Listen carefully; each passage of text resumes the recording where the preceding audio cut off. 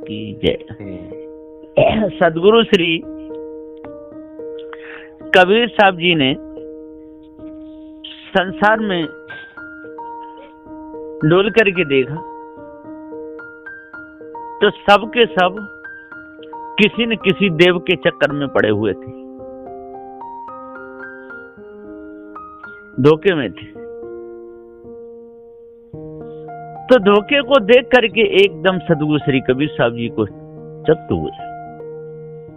इनके अंदर में एकदम और जोश जगा और कहा कि सबका जो मनैया है, सबका जो जनैया है, वही धोखे में भूला है। और जब सबका जनैया ही धोखे में भूला है तो फिर इसका उबार कैसे होगा?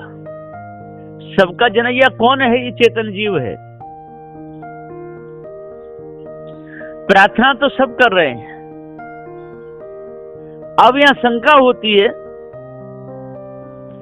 कि सदगुरु श्री कबीर साहब जी ने देखा तो सही संसार में चराचर, लेकिन प्रार्थना किसी की नहीं की, स्तुति नहीं की। क्यों नहीं की? तो कोई ऐसा मिला ही नहीं था कि जिसकी स्तुति करें। सबके सब खानी और बानी में उलझे हुए मिले, इसलिए सदगुरु श्री कबीर साहब ने किसी की प्रार्थना स्तुति नहीं की। तो साहब ने जनैया को पहचान लिया कि चेतन जीव जनैया सत्य है, अजर अमर अखंड है, नित्य स्वयं स्वरूप है। इसके ऊपर कोई ईश ब्रह्म परमात्मा नहीं है, लेकिन ये भूल बस अपने जन्म को हार गया है, भूल में डूबा हुआ है। मन वच कर्म गुरु साधु की आज्ञा मां समहाय, द्रव्य जुरे रक्षे तिन्हें, वस्त्र अन्न जल प्याय। दान पुण्य भी ये लोग बहुत कर रहे हैं।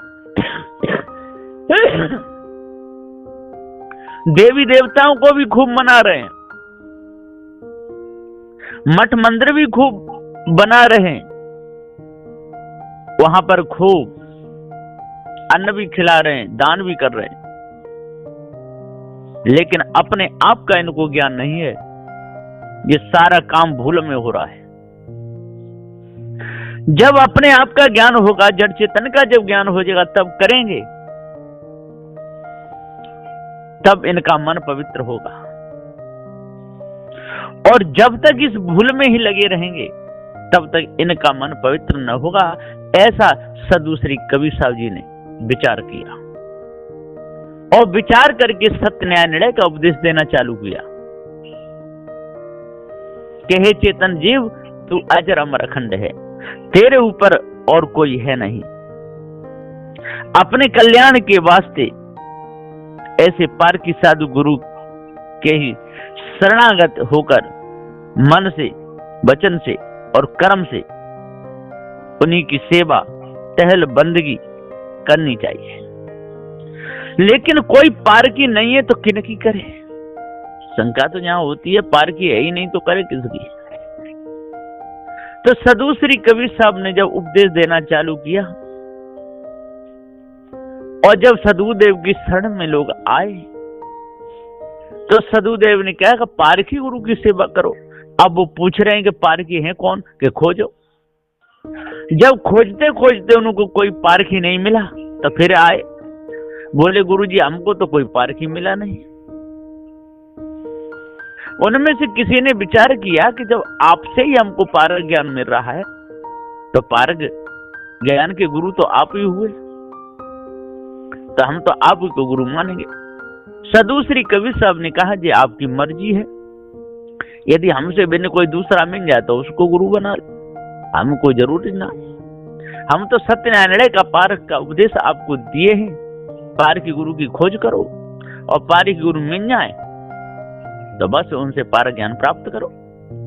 तो सब हाथ जोड़ के बोले कि हमारे लिए तो आप ही पारखी हैं, क्योंकि आपसे हमको पारक बोध मिल रहा है और हम खोज खोज के थक गए, अभी तक हमको कोई पारखी नहीं मिले, तो पारखी तो आप ही हैं।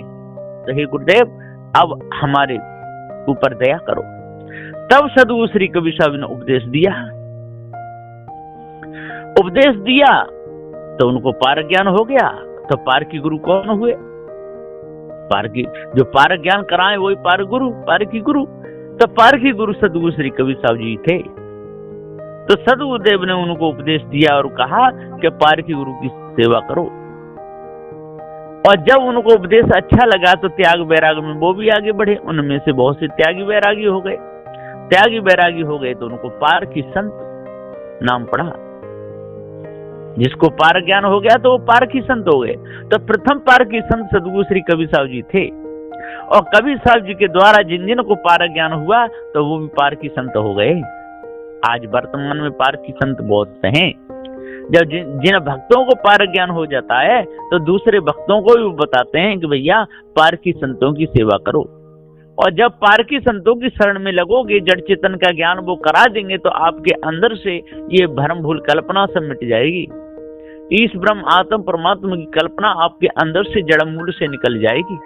किसी प्रकार का विकार आपके अंदर नहीं आएगा, क्योंकि आपको पार ज्ञान हो गया। तो मन वच कर्म गुरु साधु की आज्ञा मां समुहाय, द्रव्य जुरे रक्षत तिन्हें वस्त्र अन्न जल प्याहे। जब पार ज्ञान हो जाए तो पार की संतों की सेवा करनी चाहिए।